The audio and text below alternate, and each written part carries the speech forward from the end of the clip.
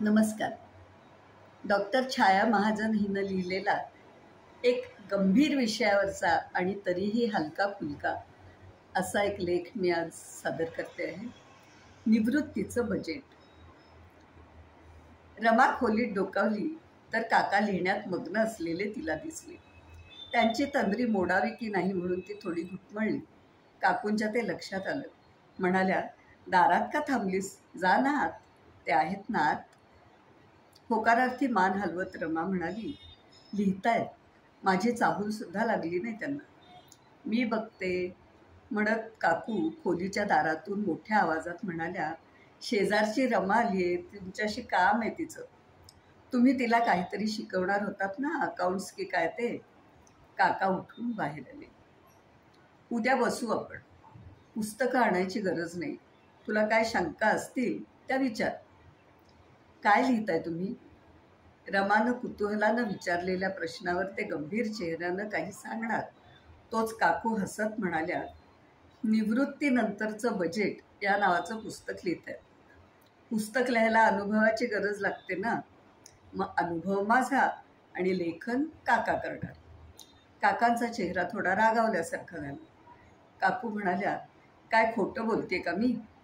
तुम्हाला निवृत्त होऊन 1 वर्ष झालं.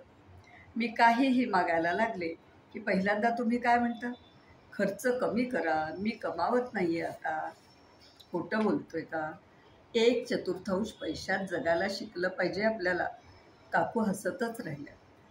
जन्मभर अकाउंटंट राहिलात, पैशाचा हिशोब करत राहिला. त्याचा हा परिणाम. आपल्याला 1/4 पैसे मिळणार हे ठीक, पण खर्चाचा आकार तसा आकसून कमी कसा करता येईल? रमा जायला निघाली हे पाहून त्या म्हणाल्या, तू पण ऐक, तू पण अकाउंट्स शिकतेस ना. मला सांग, हा भागाकार कसा करायचा? लग्न झालेली मुलगी, तिचं बाळंतपण, तिचे पहिले सण, जावयाचं कौतुक करण्यासाठीच जन्मलेला अधिक मास, कुठे कमी करायचं? आणि आता नव्या सुनेच्या भावाचं लग्न. 5 वार साडी द्यायची पद्धत आहे. मग ती 4.25 द्यायची का? आणि पॅन्ट पीसऐवजी कोळ्यासारखी लुंगी, किंवा ताटाऐवजी चतकोर ताटलीत बसेल एवढंच जेवण द्यायचं? ब्लाऊज पीसऐवजी रुमाल? आजकाल पोरी एवढे कमी कपडे घालतायत, निभावून जाईल त्यांच्यापुरतं. त्यांना हसू आवरेना. काकाही हसायला लागली. पेन्शनरांना तिकिटात सवलत आहेच, म्हणजे प्रवास जमून जाईल, रमा म्हणाली. प्रवासावरून आठवलं, माझा एक मित्र येतोय चिकटे. तू बघच त्याला रमा, आणि त्याच्या एक कल्पनाही ऐक. माझ्याबरोबरच निवृत्त झालाय, पुण्याला असतो. काका म्हणाले, काय केलं त्यांनी? त्याचं म्हणणं, निवृत्तीनंतर पगार अर्ध्याहून कमी होतो, म्हणून आपण अर्धी ट्राउझर वापरायला पाहिजे. म्हणजे बर्म्युडा. वा, अर्धी ट्राउझर घातली तर फॅशनही होईल, रमा म्हणाली. भाजी आणि रेशनमध्ये काटकसर.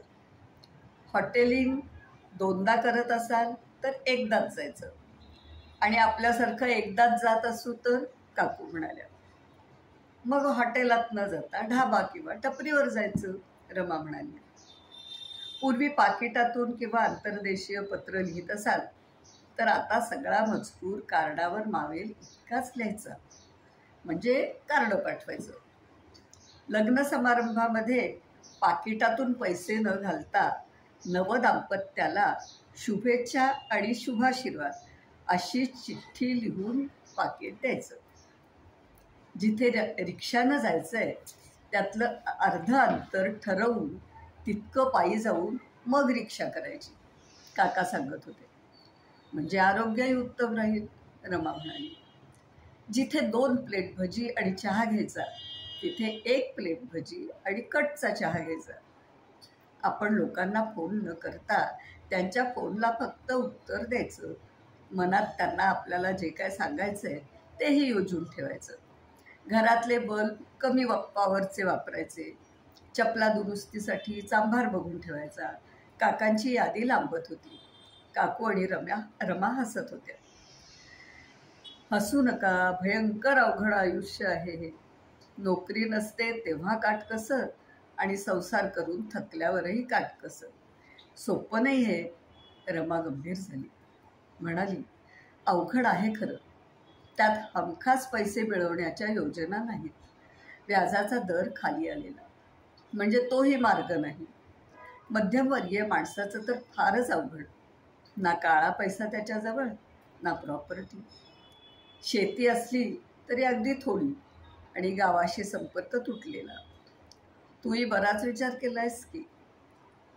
मी नाही, माझ्या प्राध्यापिकेनं पेपर लिहिलाय. माझं अक्षर चांगलं म्हणून मला फेअर करायला दिला होता. त्यात होतं हे सगळं.